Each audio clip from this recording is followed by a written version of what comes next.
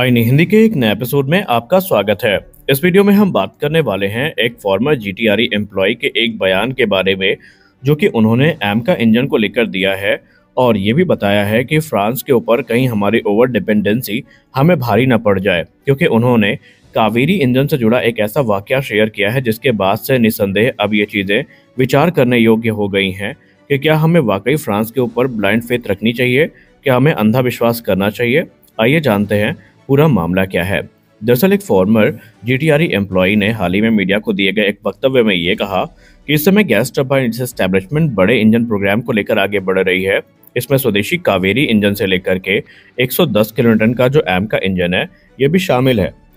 और हम सब जानते हैं कि इसके लिए जो डील फाइनलाइज की जानी है, इसमें ट्रांसफर ऑफ टेक्नोलॉजी और इंटेलेक्चुअल प्रॉपर्टी राइट्स को काफ़ी महत्व दिया गया है और प्रयास यही रहेगा कि इस इंजन को भारत में पूरी तरीके से बनाया जाए और इसका इस्तेमाल भारतीय वायुसेना के लगभग सभी फाइटर जेट में किया जाए। लेकिन उन्होंने ये भी कहा कि जब आप फ्रांस की बात करते हैं तो फ्रांस को लेकर आप इतना आश्वस्त नहीं हो सकते, क्योंकि आज वो फ्रांस जो 110 किलोटन का इंजन बनाने के लिए भारत का हर सहयोग करने के लिए तैयार है, कभी इसी फ्रांस के ट्रैक रिकॉर्ड ने भारत को परेशान कर दिया था। उन्होंने कहा कि फ्रांस के ऊपर आप अंधा विश्वास इसलिए नहीं कर सकते क्योंकि ये प्रॉमिस ज़्यादा करते हैं, डिलीवर कम करते हैं। उन्होंने कहा कि जब ट्रांसफर ऑफ टेक्नोलॉजी की बात होती है तो जो ट्रैक रिकॉर्ड रहा है फ्रांस का, ये काफ़ी ज़्यादा डाउटफुल रहा है, इसमें रिलायबिलिटी इशूज़ रहे हैं एज अ पार्टनर। क्योंकि उन्होंने ये कहा कि आने वाले भविष्य में आपको इसकी एक झलक देखने को ज़रूर मिलेगी। सबसे खास बात तो यहाँ पर ये है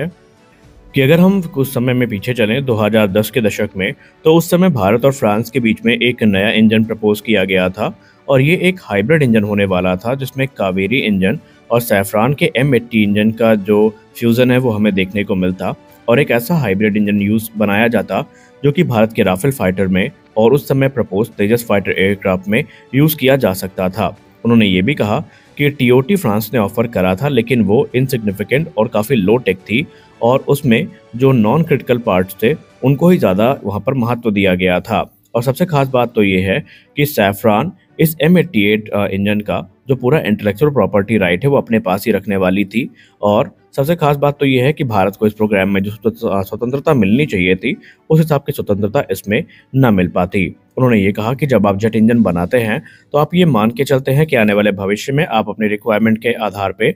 अपग्रेड्स और मॉडिफिकेशन इसमें कर पाएंगे, और अगर ये चीज़ अगला अलाउ करता है तो ही आपके लिए राहत की बात है, वरना आप पूरा यहाँ पर इसके लाइफ स्पैन में स्ट्रगल करते रहेंगे। उन्होंने कहा कि इसमें काम बढ़ाने के लिए बात भी हुई, लेकिन जो प्रोग्रेस थी वो काफ़ी स्लो थी और फ्रांस धीरे धीरे चीज़ों को लेकर यहाँ पर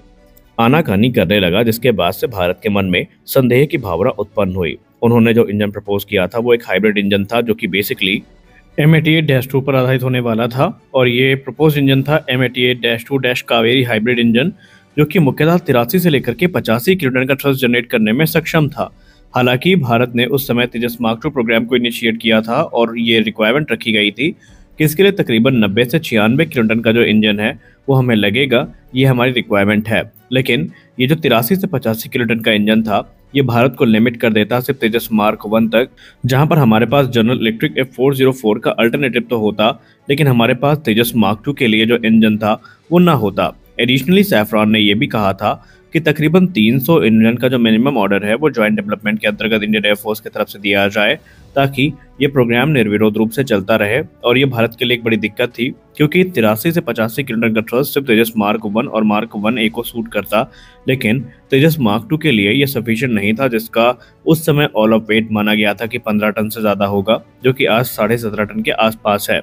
और इसीलिए जीटीआरई के एम्प्लॉय का ये मानना है कि भारत को जितने भी कदम है वो फूंक फूंक के रखने होंगे, अन्यथा आने वाले भविष्य में भारत को दिक्कतों का सामना करना पड़ सकता है। खैर ये बात काफ़ी पुरानी है, हो सकता है कि अब चीज़ों में थोड़ा बदलाव भी आ गया हो और भारत पिछली गलतियों को दोहराएगा नहीं, इस चीज़ की पूरी उम्मीद है। लेकिन अभी भी जो जेट इंजन डेवलपमेंट डील है इसमें कोई स्पष्ट निर्णय सामने नहीं आया है कि भारत किसको सेलेक्ट करेगा और किसको नहीं, क्योंकि पूर्व अनुमान ये कहता है कि सैफरान अभी भी यहाँ पर जो दावेदारी है उसको सुनिश्चित कर चुका है। और जिस प्रकार के डेवलपमेंट भारत में चल रहे हैं, सैफरान वो कंपनी हो सकती है जो भारत में इन इंजन का निर्माण करेगी। लेकिन हाल ही में एक रिपोर्ट सामने आई थी जहाँ पर बताया गया था कि रोल्स रॉयस और सैफरान में कांटे की टक्कर चल रही है। एक तरफ जहाँ सैफरान पार्शियल IPR ऑफर कर रहा है, तो वहीं रोल्स रॉयस की तरफ से जो फुल इंटेलेक्चुअल प्रॉपर्टी राइट्स हैं ये भारत को ऑफर किए जा रहे हैं और माना जा रहा है कि ये ऑफर गेम चेंजिंग साबित हो सकता है। खैर, अगर हम जीटीआरई की बात करें तो जीटीआरई अपने लेवल पर खुद को काफ़ी मैच्योर कर रही है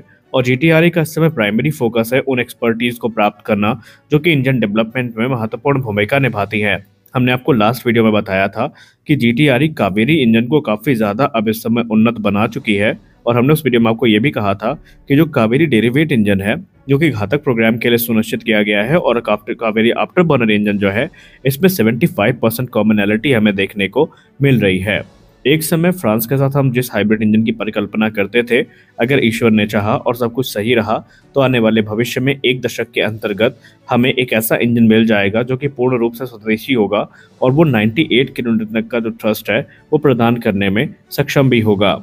और वो इंजन होने वाला है हमारा कावेरी 2.0। कावेरी 2.0 को लेकर जीटीआरई ने स्पष्ट किया है कि अभी कावेरी डेरिवेट इंजन की टेस्टिंग चल रही है, रिवैलिडेशन टेस्ट से ये गुजर रहे हैं रूस में और जो पीक थ्रस्ट आउटपुट अभी तक इससे प्राप्त हुआ है वो 49 से लेकर 51 किलोन्यूटन का हुआ है, जो कि निस्संदेह विदाउट आफ्टर बर्नर है। यानी कि अभी ये घातक की रिक्वायरमेंट के लिए तो सही है, लेकिन अगर आप तेजस में इंटीग्रेशन की बात करते हैं तो ब्रह्मोस एरोस्पेस की तरफ से जो 29 किलोन्यूटन का एक आफ्टर बर्नर सेक्शन बनाया गया है वो बेसिकली काफ़ी प्रॉमिसिंग नज़र आता है, क्योंकि आपको बता दें ब्रह्मोस एरोस्पेस ने इसके पहले 29 किलोन्यूटन का जो आफ्टर बर्नर सेक्शन है उसको सक्सेसफुली डेवलप किया है, जिसके बाद टोटल तकरीबन 79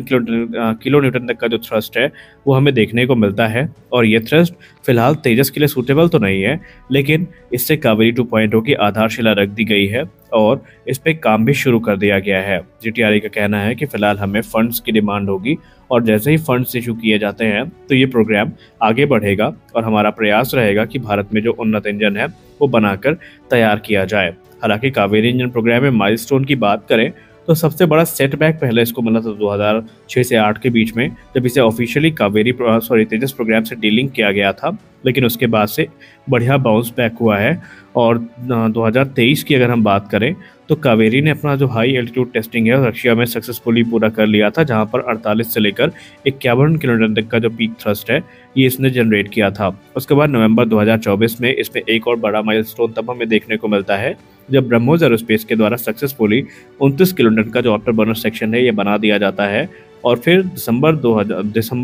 23 2024 को जीटीआरई ये अनाउंस करती है कि कावेरी इन फ्लाइट टेस्टिंग के लिए क्लियर है और इसे रूस में भेजा जाएगा, जहां फरवरी में इसके टेस्ट होंगे और उन टेस्ट के रिजल्ट्स के आधार पे आगे की जो चीज़ें हैं वो हमें होती दिखाई पड़ेंगी। और हाल ही में जीटीआरई के वैज्ञानिक ने मीडिया से बात करते हुए स्पष्ट भी कर दिया था कि हम तेजस प्रोग्राम को लेकर बहुत गंभीर हैं और हम कावेरी का जो 2.0 वेरिएंट है इसको कम से कम समय में बनाने का प्रयास करेंगे, क्योंकि हमारे पास जरूरी एक्सपर्टीज भी हैं और हमारे पास उत्साह भी है कि इस काम को हम पूरा कर सकते हैं। तो आज के इस वीडियो में बस इतना ही, मिलते हैं अगले वीडियो में कुछ और अपडेट्स के साथ। तब तक के लिए जय हिंद।